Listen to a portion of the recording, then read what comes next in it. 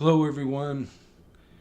Right off the bat I want to apologize for the bad quality of the video. I don't know what's going on with my webcam. I need to, I don't know, reinstall the driver or something because it's not working right. And let me move up a little closer here. I'm talking quietly because it's like 5:30 in the morning and I don't want to wake my family up. Um,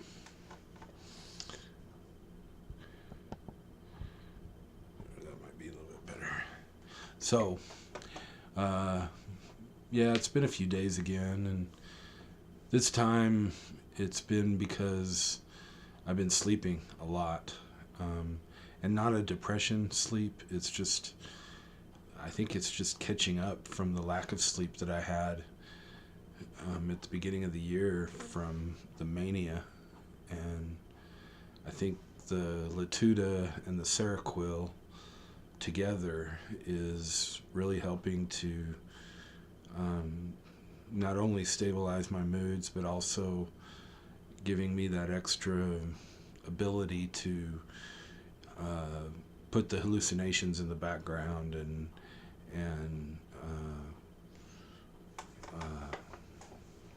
be able to ignore them.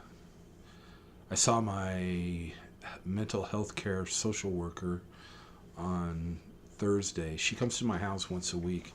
It's really a great program that we have here in the city I live in.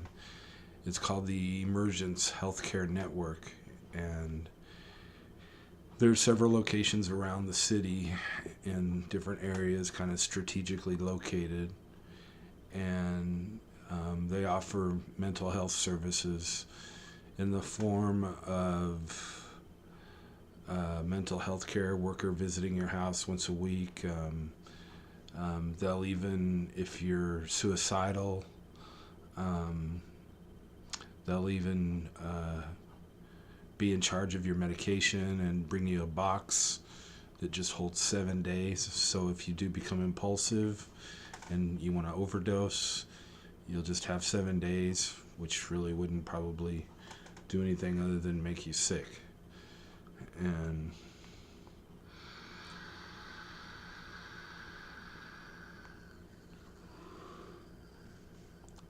so it's really it's a great program. I'm very fortunate to be a part of it, and it helps me tremendously because I know that my social worker is coming once a week, and she'll come and she works with my psychiatrist. They work together. Just the other day, when I had just started taking the Latuda, I was seeing my primary care doctor, and I was telling him about the hallucinations I had. And he said, "Man, Paul, as soon as you finish with me, go straight to your psychiatrist's office and see what they can do." And so I went there as soon as I could, and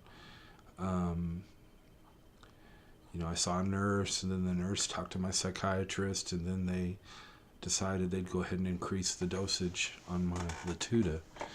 And I was able to do that, without having to pay a copay and being charged a visit. And it's really a great program for the mentally ill in our area, because I live on the border in El Paso, and there's a lot of people in poverty, and they need help, and it's a good organization. It really does help take care of the poor and the folks that can't afford regular health insurance. So, and we talked, and she gave me some real good, solid advice as far as the hallucinations. And I had told her that I had spent some time just kind of sitting in my chair and just watching the hallucinations, And I said, before I know it, an hour and a half would pass. And she said, no, no, no, don't do that. She said, you'll get, you know, you'll start believing what you're seeing, and then the delusional thinking will set in, and then,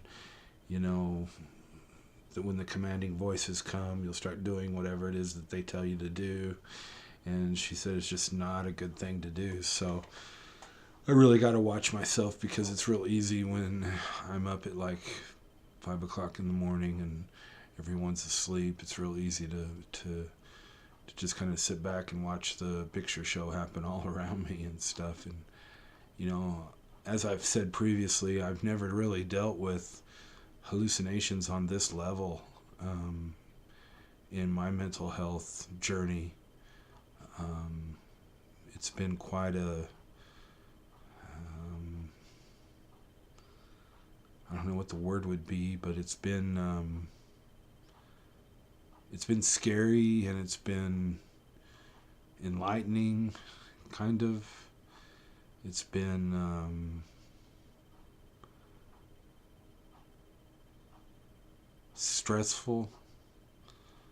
It's been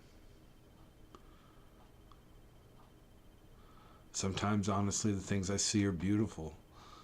And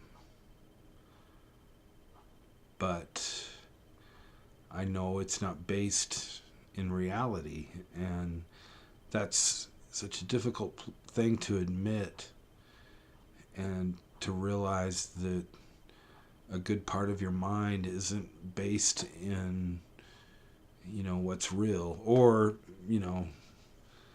this is not real and the other is real. And then you start questioning everything, and before you know it, you don't know anything. And I mean, that's a good thing. I mean, I think it was, I want to say Socrates that said, I know enough to know that I don't know. And it seems like the older I get and the longer I live, the more I realize how true that is. That, the more I think I know, the more I realize I don't know. And yeah, sorry I'm not very inspirational on this video today. I kind of am in not a very positive, and that's the way the cookie crumbles when it comes to mental illness. And we've talked about this many times before, that I don't know how I'm going to wake up tomorrow morning. I don't know how I'm going to feel. And folks just don't understand that. They have a real hard time understanding that. And when you can find people that do understand it, man, hold on to those people and cherish those relationships as much as you can, because there's so many very people that in your own family that won't understand, that don't, and they don't. I'm not gonna say they don't want to. They won't do what's necessary to understand. So you're just kind of written off, and it's kind of like with me. I mean, my wife and my kids are real supportive, and I've got real good support with them, and I've got a real good support system outside of my family with some friends that are very, very important to me. And if I called any one of them right now and said, hey, I need something, man, they would do whatever they could. And just because I have some family that I never hear from, it's okay. It hurts sometimes, you crave, the